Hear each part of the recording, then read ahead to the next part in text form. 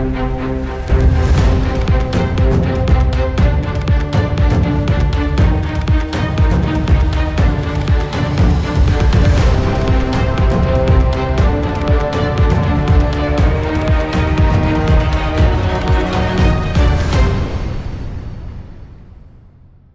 вас ще раз. Дякую. Завжди радий бачити. Да, приємно дуже. У нас уже з вами така певна історія. Ми з вами познайомились на Херсонщині, тоді зустрілися вже на Бахмуті. І зараз нова історія. З вами нове місце – Харківщина. Але разом з тим хотів вас ще раз привітати з високою нагородою, яку ви отримали від главкома. Персональна, особиста холодна зброя.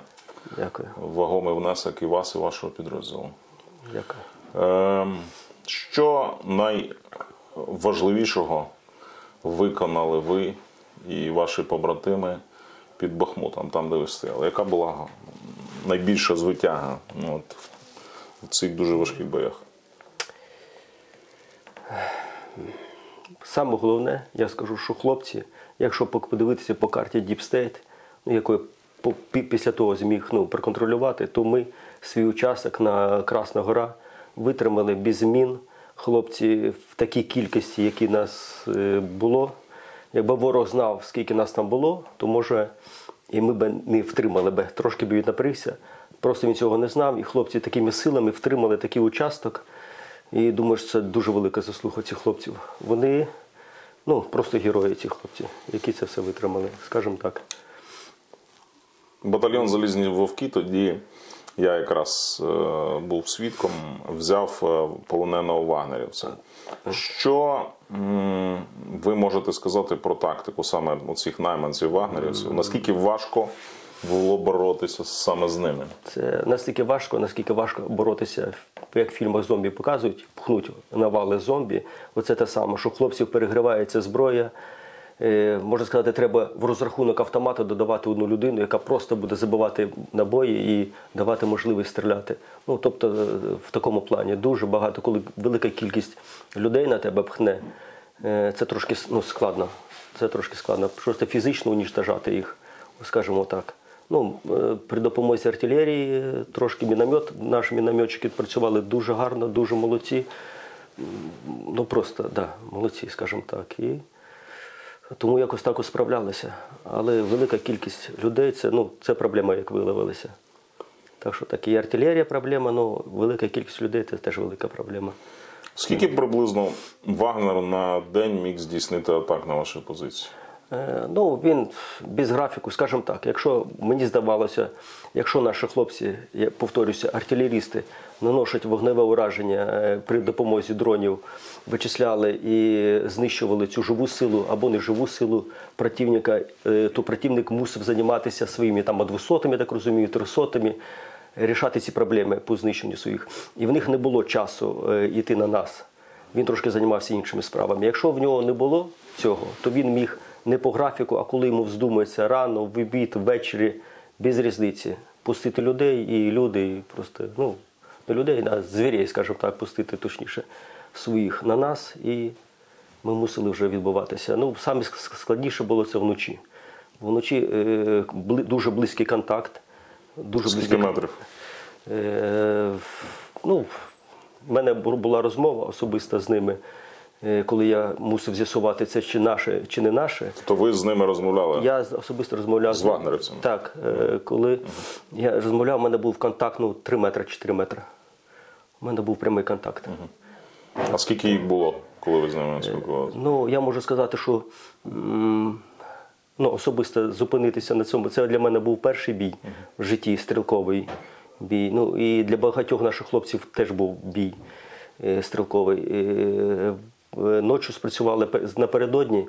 Наші хлопці-сапери молодці попрацювали, розклали розтяжки по периметру Красної Гори. І всі хлопці знаходились на позиціях. Я ночував за хатками в машині, сховав машинку від обстрілів, я в машині грівся за хатками, бо там такий дачний поселочок. Коли спрацювала перша розтяжка, я почув, що щось відбувається. Ми всі побігли на позиції, і ну, мені хлопці підказали, що спрацювала розтяжка спереду, попереду. І я думав, що обходять нас по всьому флангу. Ну, як пізніше з'ясувалося, що пішли з лівого флангу люди, і до нас був приданий підрозділ. 17-ки, хлопці-зенітчики. Я так розумію, людей теж мало особового складу, мало піхоти. І хлопці-зенітчики, ну, вони не зовсім були теж предназначені для стрілкових боїв. Вони трошки специфіка, ну, з іглами і так далі, стінгерами проти літаків. І в такі підрозділи додаються люди, ну, може, трошки погано бачать, трошки постарше і так далі. Але незважаючи на це, ну, було дуже трошки проблеми з особовим складом, і цей підрозділ був до нас прикомандірований. Напередодні вечором, коли ми виставляли ці пости, я особисто 2 людей ставив в окопчик, ну, з лівого флангу. І вийшло так, коли я почув на цьому боці стрілкатню на лівому флангу, позивний Іванич був 17-ки, і я до нього підбігаю, в нього питаю, чи він забрав своїх людей. Він каже, він, ну, не міг мені нічого відповісти, ну, бой іде. Колись раніше казали, як це в бою можна згубитися, потерятися, а це дійсно, коли під час бою, ну, трошки маленька або велика нерозберіха була. І така була нерозберіха, що він не міг мені пояснити, чи є там люди його, чи нема. Щоб, ну, щоб ми вже вільно могли вести ну, стрільбу в той сектор. Коли потім я побачив, що там десь в тіні знаходяться люди. Я коли підійшов ближче, побачив, по землі повзуть, ну, з вісьмішками і так далі, в амуніції повністю люди. Я подумав, що це люди Іванича. І ще в тіні стояло декілька чоловік. Я вже з ними почав вести розмову. А форма у них яка була? Ну, вночі це не можна було неможливо приділити. Да. Це дуже велика проблема. Без пов'язок, переважно вони роблять собі пов'язки. Нічого, вночі це було трошки, хоча був контакт, кажу, 3 метри десь до них. Я хотів просто з'ясувати, щоб наших людей не зачепити. Підійшов до них і питаю, ви хто? Так. Ну, я намагався говорити по російській мові, ну, ви хто, щоб не спровокувати. І вони почали говорити, да ми свої, ребята, ми свої. Ну, і за уривками фраз я почав розуміти все ж таки, ну, такий трошки російський акцент. Потім він мені коли сказав, що він музиканти, да ми музиканти. А, ми музиканти. Да. Ну, і це мені пощастило, що я якось цю інформацію десь якраз випадково напроти десь за тиждень до цього десь в інтернеті вичитав, що вони там Вагнер і так далі. Називають самі себе називають музиканти. І потім я другий раз перепитав, хто. Він мені повторив, продублював, що він музикант, свої музиканти. Тоді я хлопцям сказав, що... Вони вас прийняли за росіян? Так, можливо, так. Да. І мені здається, що вони нас прийняли за росіян, і вони, як багато хто підтверджує, що вони трошки під чимось. Під чимось. Да, вони під наркотиками, чи я не знаю, чи медикаменти, які спеціалізовані. І вони неадекватно, напевно, сприймають ситуацію. Якби напроти мене стояв був якийсь там бойовий, я не знаю, десантник з трезвою головою, то може мені і нам менше пощастило. А так, ну, мені вдалося зробити, ну, перший відкритий вогонь, і хлопцям я сказав, щоб стріляли, і ми... Ну, ви дали команду підрозділу відкритий вогонь на ураження? Так, я підійшов, сказав хлопцям, що хлопці це Вагнер, передав по рації, що на нас, ну, що це іменно Вагнер, і все, ми відкрили вогонь. І між іншим в цей момент, знову хочу повторити, наші мінометчики, молодці, ну, передав який квадрат, яку точку, і молодці дуже нам добре допомогли. Яким був результат цієї сутички, коли вранці ви вже побачили? На жаль, 2 хлопців. Я переживав, що я взяв грів на душу, і цих 2 хлопців, які були переді мною повзли, думав, що це все ж таки до останнього, що це наше. Ну, і виявилося, що наших хлопців застрелили ще в окопі. І того ми десь знищили там, ну, принаймні, то, що бачили, так. Десь чоловік 8 знищили. Ну, в наших, на жаль, двоє загиблих було. Ну, просто не знаю, що підрозділи були хлопці. Але це наші люди. І ви знищили їх, ви не дивилися їхні документи, чи вони були озброєні? Ні, ми дивилися, наші просто потім хлопці прийшли, взяли дуже непогані в них трофеї. Що саме? Взяли в них, ну, кулемети взяли в них. А які кулемети, чим вони були озброєні? Ну, звичайні, ці ПК.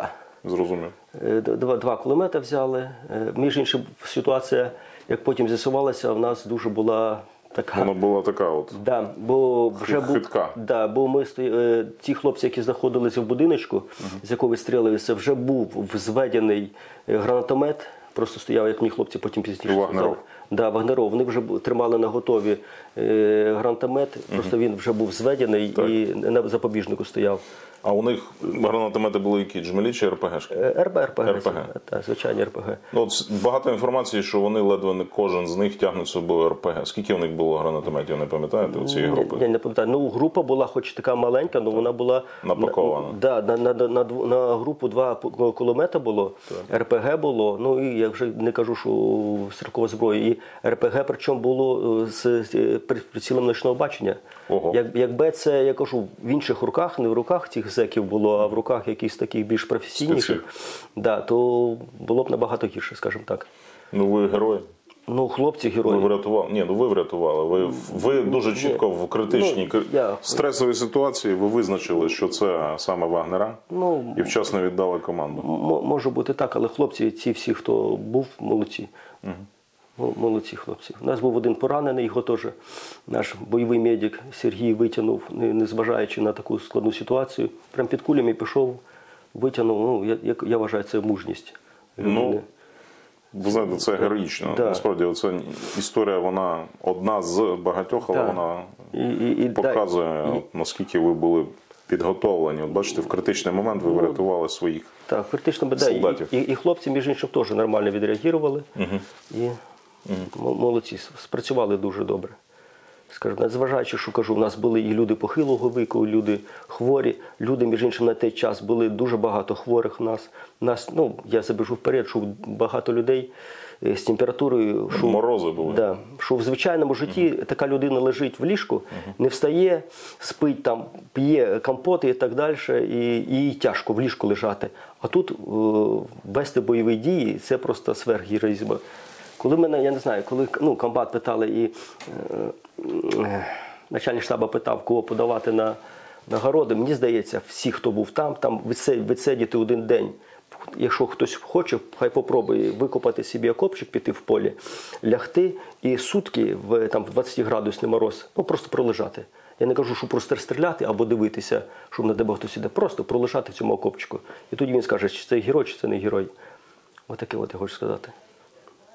В чому, на вашу думку, полягає сенс оборони Бахмута? Ну, тому що деякі західні експерти кажуть, що великого стратегічного значення і Солидар, і Бахмут нібито не мають. Що там от стримують, але навіть їхня там потенційна втрата, вона великого значення не має. От з вашого досвіду. Я скажу так, як я думаю. Мені здається, має бути баланс. Якщо в нас втрати, ми наносимо набагато більше втрат в рази і стоїмо на цих позиціях, це є смисл утримувати ці території. Якщо тільки починається в нас втрати, збільшуються, в них зменшуються, і ця територія нам, можна сказати, вже не в вигідному положенні, бо в нас починає на Красній Горі, в частності, вийшло, що вони зайшли справа, зліва, з флангу. Це вже якщо на цьому... Це видно по карті, тут стоїть.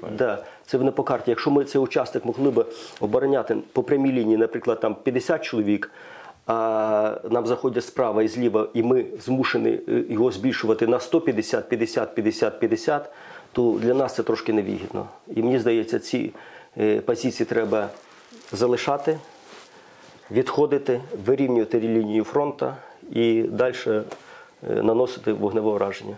Мені здається, так. Чи була різниця в підготовці і манері ведення бою між найманцями-вагнерівцями і російськими десантниками, які теж там були і вам протистояли? Чи ви помітили якусь різницю? Мені здається, що вони наперед пускають Вагнер, саме цих зеків. Наперед пускають, а самі координують, як хлопці казали, вони координують їх ззаді. Вони їм підказують, куди йти, що йти. Навіть, мені здається, хлопці казали, що вони чули голоса, чули команди, що ззаді їм подають. Вони себе бережуть, ясна річ, а це м'ясо, сказати, пускають наперед. Але їми керують. Але вони їх не шкодують? Не шкодують вони. Тобто вони їх посилають? Ні. У нас такі місії, щоб вони помирали. Вони самі себе не шкодують. Я вам скажу, переважно навіть по цих полонених дивися, мені здається, і страху в них немає. Я вам скажу чесно, що страху, мені здається, в них немає. Немає. Да, бо вони, здається, просто в неадекватному стані. Бо... Ви зараз про регулярні війська кажете? Ні, я про Вагнер. Ті Вагнер. Я бачу 2 Вагнера, 2 полонених, 2 людини. Один постарше був, один помолодше. Не знаю, в таких умовах, фізично навіть без нічого ти не витримаєш. Отак от я скажу. Добре, тоді вже завершальне питання про умови. Ми знаємо, що, на жаль, через низькі температури були у нас, в тому числі, і обмороження наших воїнів, і подібне. Чи є спосіб рятуватися від холоду, не видаючи своїх позицій? Ми знаємо, що ви обмежені, ви не можете можливість розводити вогню, користуватися буржуйками і подібне. Я питаю, для волонтерів, ми сьогодні привезли від наших волонтерів допомогу, теплі хімічні устілки, і грілки, і рукавички. Чи цього достатньо для того, щоб залишатися здоровими і боєздатними? Так. Мені здається, знаєте, тут якийсь такий має бути баланс. Ворог прекрасно знає, де наші позиції. Навіть якщо ми запалимо там буржуйку в якомусь бліндажику, мені здається, це моя особиста думка, що може так навіть буде краще. Люди будуть в теплі, бо вони так і так знають, що ми знаходимося тут. Якщо буде там якийсь димок, а може навіть його і не буде, за деревами буде схований, це можна теж зробити. Зато люди будуть в теплі, виспані, бо проблема дуже велика. Просто людина, мені скажуть, ті хлопці, які загинули, вони просто не витримали фізично, і людина просто засне, фізіологічно вона засне. Вона не може бути уважно завжди дивитися в полі і спостерігати. Тому, мені здається, якщо є сучасні, от як ви тільки що нам презентували, такі, і вони, напевно, спеціально для армії були зроблені і так далі, вони, напевно, допомагають. Бо наші хлопці, хто мав, користувалися, але ми ці брали в стільки, і ясна річ, воно допомагає. Якщо є такі можливості заміна буржуйок, то це, напевно, великий плюс. Мені здається так. Дякую вам за вашу службу. Дякую вам. І я хочу ще просто подякувати всім тим хлопцям полеглим, які... всім полеглим хлопцям. Всім нашим героям. Да.